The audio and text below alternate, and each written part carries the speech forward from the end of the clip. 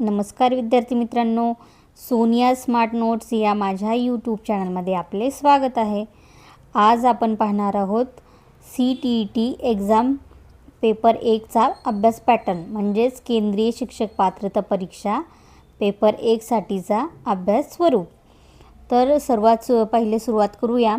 सर्वात पहिला विषय आहे child development and pedagogy CDP।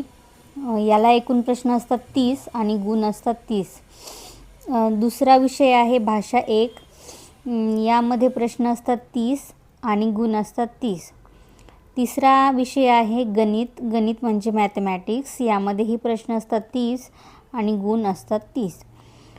चौथा जो विषय आहे तो आहे पर्यावरण अभ्यास EVS, यामध्ये एकूण प्रश्न विचारले जातात 30 गुणांसाठी। पाचवा जो विषय आहे तो आहे भाषा 2।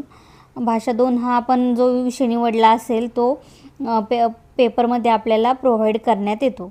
याला एकूण प्रश्न असतात 30 आणि गुण असतात 30।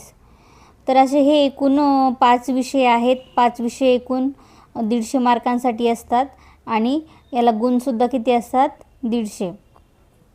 तर हा जो पेपर आहे हा MCQ टाईप असतो, मल्टिपल चॉईस क्वेश्चन असतात।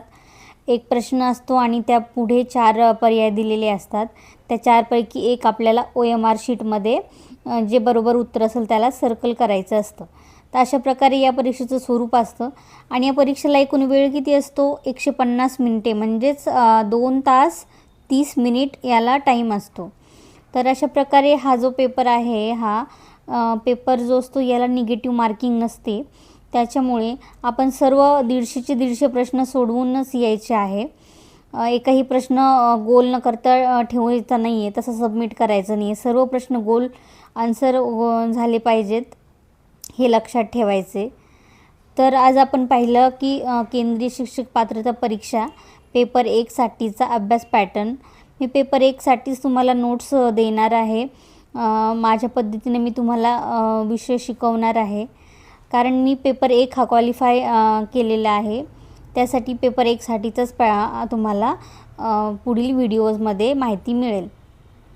पेपर 2 साठी जे मुलं पाहत असतील हा व्हिडिओ त्यांच्यासाठी मी CDP हा जो विषय आहे हा विषय पेपर 2चा देणार आहे।